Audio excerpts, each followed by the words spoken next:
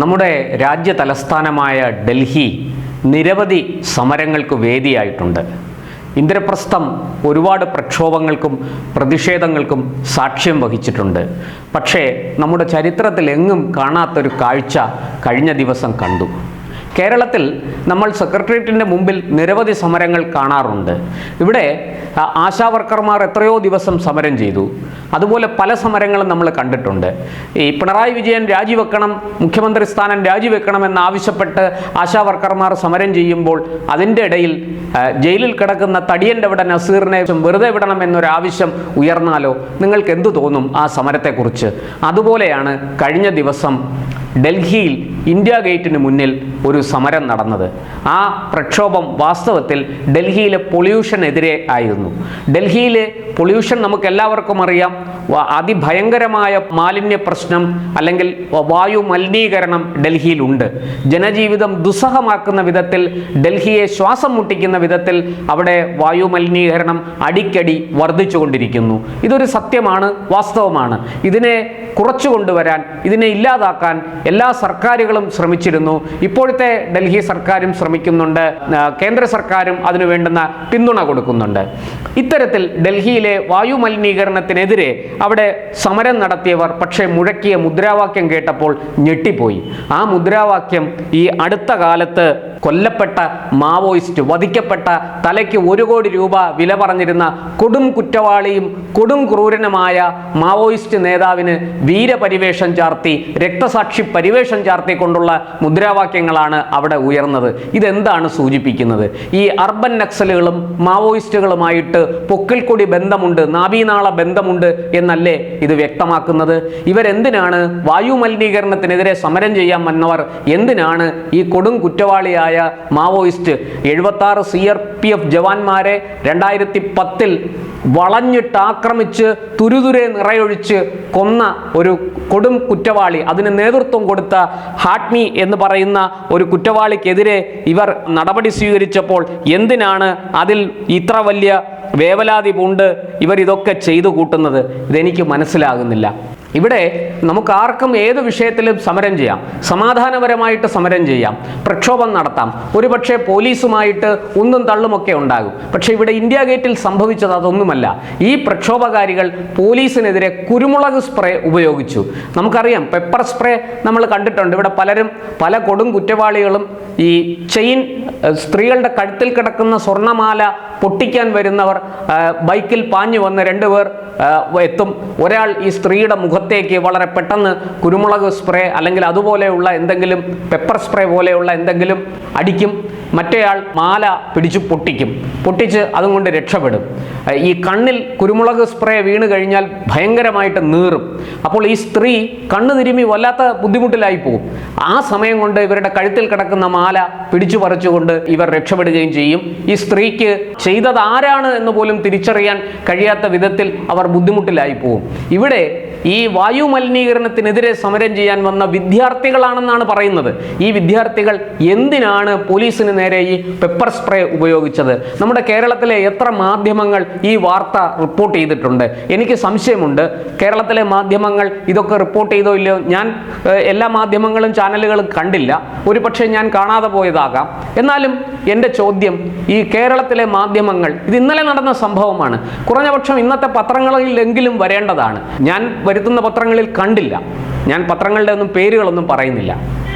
എന്നാലും ഈ ഒരു സാധനം ഇങ്ങനെ കാണാതെ പോകുന്നത്, നമ്മുടെ മാധ്യമങ്ങൾ കാണാതെ പോകുന്നത് എന്തുകൊണ്ടാണ്? അവർക്ക് ഈ ഇതിനെക്കുറിച്ച്, പോലീസിനെ ആക്രമിച്ച, ഈ കുരുമുളക് സ്പ്രേ ഉപയോഗിച്ച് ആക്രമിച്ച നീചമായ ഈ പദ്ധതിയെക്കുറിച്ച് അവർക്കൊന്നും പറയാനില്ലേ? അതോ അവർ അത് മനഃപൂർവ്വം ആ വാർത്ത വിട്ടുകളയുന്നതാണോ? എന്തായാലും ഒരു കാര്യം സത്യമാണ്, ഈ ഇന്ത്യ ഗേറ്റിൽ വായു മലിനീകരണത്തിനെതിരെ സമരം ചെയ്യാൻ വന്നവർ മുഴക്കിയത് മാവോയിസ്റ്റുകൾക്ക് വേണ്ടിയിട്ടുള്ള മുദ്രാവാക്യങ്ങളാണ്. ഒരു മാവോയിസ്റ്റിനെ കൊന്നാൽ ഓരോ തുള്ളി ചോരയിൽ നിന്നും 1000 മാവോയിസ്റ്റുകൾ ജനിക്കും എന്നാണ് വിദ്യാർത്ഥികൾ അവിടെ മുദ്രാവാക്യം മുഴക്കിയത്. മാവോയിസ്റ്റ് കോറിഡോർ എന്ന് പറയുന്നത് ഇന്ത്യയിൽ വളരെ ശക്തമായിരുന്നു, നമുക്കറിയാം. 2014 മുമ്പ്, ഈ 2026 മാർച്ച് 31 മുമ്പ് ഇന്ത്യ മാവോയിസ്റ്റ് മുക്തമാക്കും എന്ന് വാഗ്ദാനം നൽകിയത് നമ്മുടെ ആഭ്യന്തരമന്ത്രി അമിത്ഷായാണ്. ഏതാണ്ട് അദ്ദേഹം അതിനോട് അടുത്തുകൊണ്ടിരിക്കുകയാണ്. 99% മാവോയിസ്റ്റ് ഭീഷണിയെയും നമ്മൾ ഇല്ലാതാക്കി കഴിഞ്ഞു.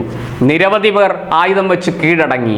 കൊടും കുറ്റവാളികളായ, തലയ്ക്ക് കോടികൾ വില പറഞ്ഞിരുന്ന മാവോയിസ്റ്റുകൾ സുരക്ഷാ സേനയുമായുള്ള ഏറ്റുമുട്ടലിൽ വധിക്കപ്പെട്ടു. ഇനിയും ഇവർ ആർക്കു വേണ്ടിയാണ് ഈ ശബ്ദമുയർത്തുന്നത്? സ്വന്തം രാജ്യത്തിനെതിരെ, സ്വന്തം മണ്ണിനെതിരെ, സ്വന്തം സേനയ്ക്കെതിരെ, സ്വന്തം നിയമ സംവിധാനങ്ങൾക്കെതിരെ, തിരഞ്ഞെടുക്കപ്പെട്ട സർക്കാരിനെതിരെ, ജനാധിപത്യത്തിനെതിരെ ഒക്കെ സായുധ പോരാട്ടം നടത്തിക്കൊണ്ടിരിക്കുന്ന കൊടും കുറ്റവാളികളെയാണ് ഇക്കൂട്ടർ പിന്തുണയ്ക്കുന്നത് എന്ന് നമ്മൾ മനസ്സിലാക്കണം. ഇവിടെയും മാവോയിസ്റ്റുകൾക്ക് വേണ്ടി മുതലക്കണ്ണീരൊഴുക്കാൻ ധാരാളം രാഷ്ട്രീയ നേതാക്കളും പ്രസ്ഥാനങ്ങളുമുണ്ട്. അവരോടൊന്നും തരുമ്പും തന്നെ സഹതാപം തോന്നുന്നില്ല.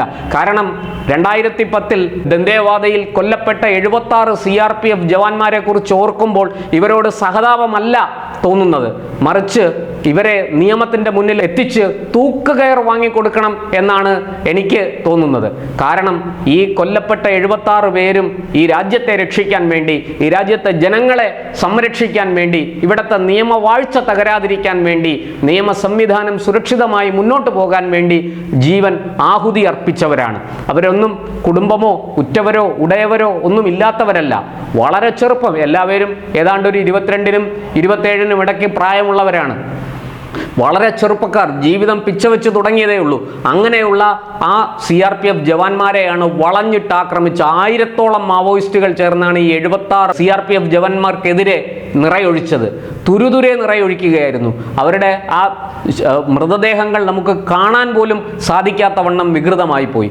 അത്ര കൊടും ക്രൂരതയാണ് ആ ജവാന്മാരോട് ഈ കൂട്ടർ ചെയ്തത്. അങ്ങനെ ചെയ്യാൻ നേതൃത്വം കൊടുത്ത ഒരു കാപാലികനെ, ഒരു കൊടും ക്രൂരനെ, ഒരു കൊടും ഭീകരനെയാണ് കഴിഞ്ഞ ദിവസം നമ്മുടെ സുരക്ഷാ സേന വധിച്ചത്.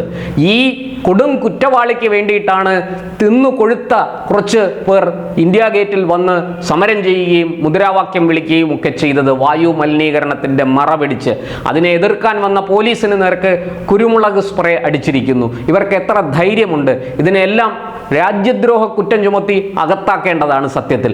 അത് ചെയ്യാതിരിക്കുന്നതാണ് നമ്മുടെ രാജ്യത്ത് നമ്മൾ ചെയ്യുന്ന തെറ്റ്. ജനാധിപത്യത്തിൽ സ്വാതന്ത്ര്യമുണ്ട്, നമ്മുടെ സ്വാതന്ത്ര്യത്തിന് വലിയ വിലയുണ്ട്, അതിന് വലിയ അളവുമുണ്ട്.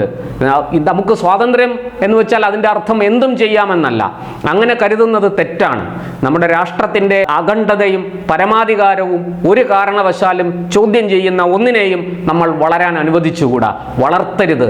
അവരെയൊക്കെ നിയമത്തിൻ്റെ മുന്നിൽ എത്തിച്ച് ഉചിതമായ ശിക്ഷ തന്നെ വാങ്ങിക്കൊടുക്കണം. എന്തായാലും ഈ വിദ്യാർത്ഥികൾ എന്തിനു വേണ്ടി, ആർക്കു വേണ്ടി? ഇതെല്ലാം അർബൻ നക്സലുകളാണ്, നഗര നക്സലുകളാണ്. ഇവർ ഈ രീതിയിൽ മുന്നോട്ട് പോയാൽ നമ്മുടെ രാജ്യത്തിന് അത് വലിയ വെല്ലുവിളിയായി മാറും. ശരിയാണ്, നമ്മുടെ രാജ്യത്ത് നീതി കിട്ടാൻ വേണ്ടിയിട്ട് അശരണർക്ക്, പാർശ്വവൽക്കരിക്കപ്പെട്ടവർക്ക് ഒക്കെ വേണ്ടിയിട്ട് ശബ്ദിക്കണം.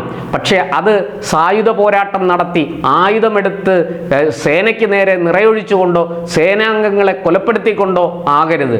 നമുക്ക് ഒരുപാട് വഴികളുണ്ട്. നമ്മുടെ രാജ്യത്ത് ജനാധിപത്യമാണ് നിലനിൽക്കുന്നത്, അല്ലാതെ ഏകാധിപത്യമല്ല, രാജവാഴ്ചയല്ല ഇവിടെ നിലനിൽക്കുന്നത്. അതുകൊണ്ട് തന്നെ ഇവരുടെ ന്യായീകരണങ്ങൾക്ക് യാതൊരു അർത്ഥവുമില്ല, വിലയുമില്ല. ഇക്കൂട്ടർക്ക് ഉചിതമായ ശിക്ഷ തന്നെ നൽകേണ്ടതാണ്. ഒരു കൊടും ഭീകരനെയും ഒരു മാവോയിസ്റ്റിനെയും അവശേഷിപ്പിക്കാതെ ഈ മണ്ണിൽ നിന്ന് പറഞ്ഞയക്കണം എന്ന ഇന്ത്യ ഗവൺമെൻറ്റിൻ്റെ തീരുമാനം 100% ശരിയാണ്. അതിനോട് യോജിക്കാതിരിക്കാൻ നിർവാഹമില്ല.